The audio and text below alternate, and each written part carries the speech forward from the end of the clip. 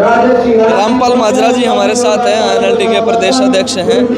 माजरा जी, जब से आपने पार्टी ज्वाइन की है उसके बाद झड़ी लगा दी है, बहुत सारे लोगों को और ज्वाइन करवाया आपने, और अब इस तरह का नज़ारा है कि किसान और कमेरा वर्ग कहा जाता है एनएलडी और बीएसपी जिस तरह से साथ आए हैं, तो ये एक बहुत बड़ा बदलाव लेके आएंगे। लोगों की मुद्दत से तमन्ना थी कि इंलो बसपा गठबंधन हो। हमने उसको अमली जामा पहनाया है।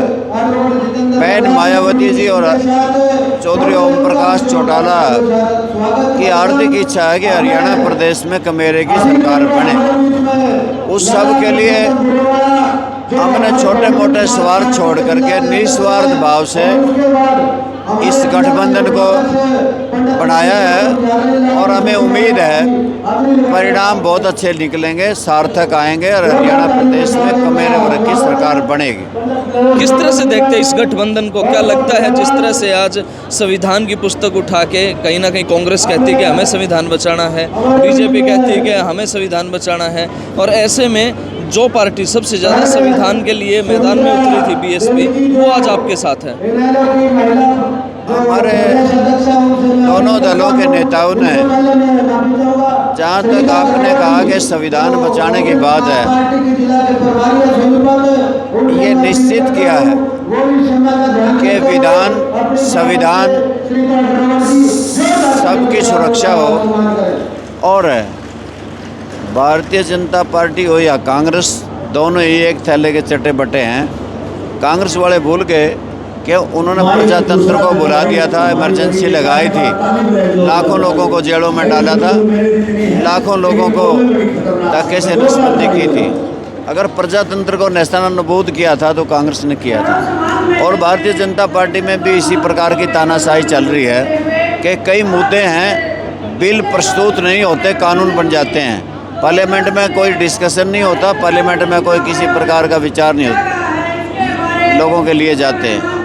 आपके सामने है कि 3 काले कानून थोपे गए थे और किसानों ने उनके लिए शहादत दी, तब जाके वो कानून वापस हुए। 750 से ज़्यादा किसान मारे गए थे। और इसी प्रकार से भारतीय जनता पार्टी में तानाशाही चल रही है, और कई बिल जो मैंने कहा कि जिनके ऊपर डिबेट भी नहीं हुई पार्लियामेंट में, उनको पास कर देते हैं। हीट एंड रन का हुआ था, उसको भी इन्होंने फिर विरोध के बावजूद ठंडे बस्ते में डालना पड़ा। रात को ही कह दिया था कि नोटबंदी हो रही है, तो ऐलान हो गया था, कोई किसी प्रकार की डिस्कशन नहीं हुई थी। इसी प्रकार जीएसटी लागू किया गया, उस पर भी कोई किसी प्रकार की बहस नहीं होने दी। और भारतीय जनता पार्टी और कांग्रेस ने हमेशा संविधान को कुचला है। बीजेपी कहती है कि हम नॉन स्टॉप विकास करा रहे हैं, कांग्रेस कहती है कि हम हिसाब मांगने का काम कर रहे हैं। एनएलडी बीएसपी का क्या स्टैंड है? हम तो उनसे ही पूछते हैं कि विकास के नाम पे हरियाणा प्रदेश में किस प्रकार से उन्होंने कर्जे के नीचे डुबोया है। 3,17,000 करोड़ का कर्जा है। आज हरियाणा प्रदेश में कानून व्यवस्था ठप है, बेरोजगारी चरम सीमा पे है।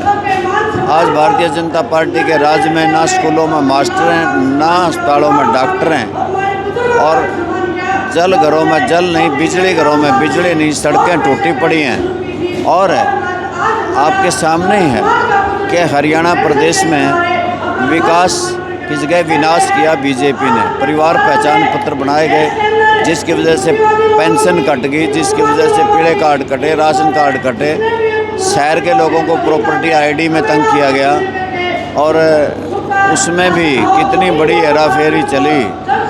यानी कि बीजेपी की सरकार में सब वर्ग दुखी है। और कांग्रेस पार्टी ने भी हरियाणा प्रदेश के किसानों की 72,000 एकड़ ज़मीन लूट करके उनसे धक्के से बिल्डर और डेवलपर को दी थी। उन्होंने भी इसी प्रकार से हरियाणा प्रदेश में क्षेत्रवाद फैलाया था, जातिवाद फैलाया। और कांग्रेस पार्टी भी आपस में फूट की वजह से फुटबॉल पे है और किसी प्रकार का हरियाणा प्रदेश के लोगों को उनसे आशा भी नहीं। मैं समझता हूँ कि सबसे बेहतरीन विकल्प के रूप में बीएसपी और इन लोगों का गठबंधन हुआ है। हम और भी सम विचारों के लोगों को और मिलाएंगे और हमें उम्मीद है आने वाले चुनाव में हम सरकार बनाएंगे। Thank you sir.